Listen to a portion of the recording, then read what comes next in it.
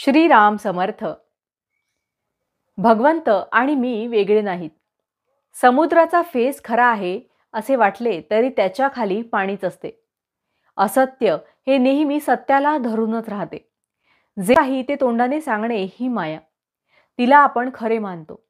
मायेला असत्य मानले की ब्रह्माला सत्यत्व येते. आपण मायेच्या पाठीमागे जातो, पण माया ही मृगजळाप्रमाणे आहे असे समजते तेव्हा आपण स्वस्थ होतो. जन्माच्या वेळेस सोहम म्हणत होता, नंतर कोहम म्हणू लागला आणि शेवटी देहच मी म्हणू लागला.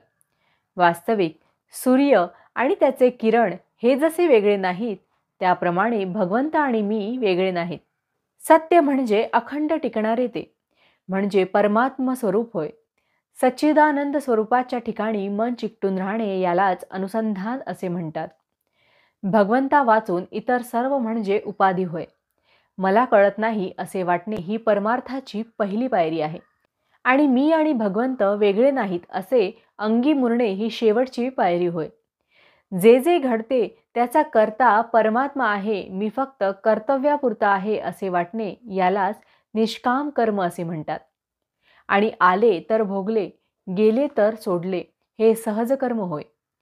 दोष बाधू नयेत अशा रीतीने केलेले कर्म ते ज्ञानयुक्त कर्म होय. आणि ईश्वराच्या स्मरणात केलेले कर्म त्याला निरासक्त कर्म असे म्हणतात.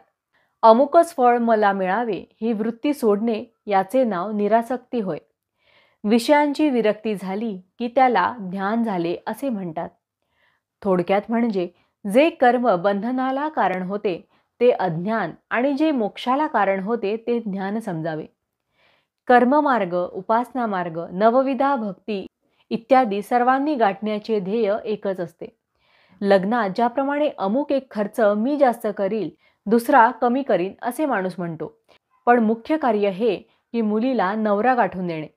त्याप्रमाणे भगवंताची भेट होणे हे मुख्य होय. आपली देहबुद्धी संतांच्या संगतीच्या आड येऊ देऊ नये. भगवंताच्या स्वरूपदर्शनाच्या आड माझ्या देहबुद्धीचा पर्वत येतो. सर्व साधनांचा उपयोग अभिमान नाहीसा करण्यासाठी असतो. नामस्मरणाने हे काम लवकर होते आणि म्हणूनच सर्व साधनांचे सार भगवंताचे नाम हेच आहे. ते आपण श्रद्धापूर्वक घ्यावे आणि भगवंताशी एकरूप व्हावे. आपण प्रयत्न करीत असताना भगवंत माझ्या पाठीशी आहे ही भावनाच आपल्याला उद्धरून नेईल याची खात्री बाळगा आणि भगवंताच्या नामात आनंदाने कालक्रमणा करा. भावार्थ, आज तुम्हाला जेवढा वेळ रिकामा मिळतो तेवढा सगळा भगवंताच्या नामात घालवण्याचा प्रयत्न करा. जानकी जीवन स्मरण जय जय राम. महारुद्र हनुमान की जय. समर्थ रामदास स्वामी महाराज की जय. सब संतन की जय. श्री अनंत कोटि ब्रह्मांड नायक राजाधिराज सच्चिदानंद सद्गुरु श्री ब्रह्म चैतन्य महाराज की जय. जय जय रघुवीर समर्थ.